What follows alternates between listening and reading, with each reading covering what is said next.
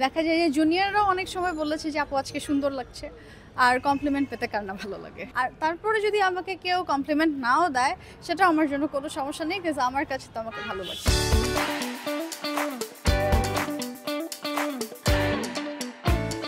Hello everyone, Mumtaz herbal presents beauty and গ্লোতে আপনাদের সবাইকে ওয়েলকাম করছি। আমি নুহাবতাম। ঠিক এই মুহূর্তে আমি আছি ঢাকা বিশ্ববিদ্যালয়।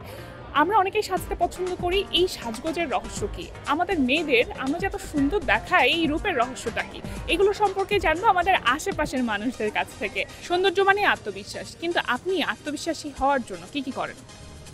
আত্মবিশ্বাসী হওয়ার জন্য প্রথমে কি বলবো, এখানে প্রথমে একটু রূপচর্চা সামটাইমস করা দরকার ডেফিনেটলি।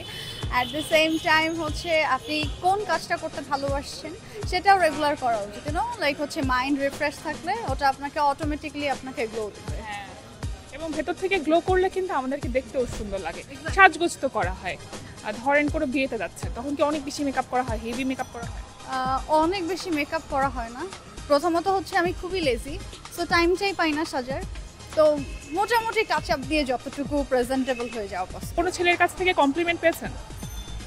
হ্যাঁ, হয়েছে পাওয়া। সো সামটাইমস যদি ভালো লাগে হ্যাঁ, সে আমাকে বলেছে যে সুন্দর লাগছে। দেখা যায় যে জুনিয়ররাও অনেক সময় বলেছে যে আপু আজকে সুন্দর লাগছে।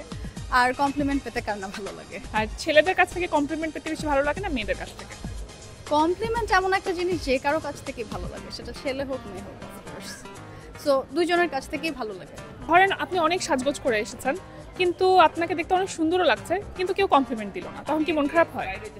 না, আমার কাছে না, আমি হচ্ছে যখন যেদিনই আমি সেজে গুজে বের হই আগে সবার আগে নিজেকে আয়নাতে দেখি।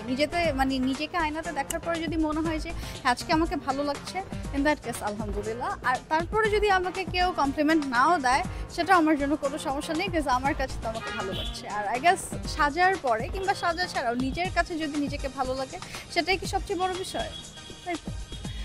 আমি দেখছি যে আপনি খুব সুন্দর করে টেনে আইলাইনার দিয়েছেন, অনেকটা ভিনটেজ একটা লুকে। আপনি কি আইলাইনার দিতেই সব থেকে বেশি পছন্দ করেন, নাকি অন্যান্য যে কসমেটিক প্রোডাক্টগুলো আছে সেগুলোও দেওয়া হয়?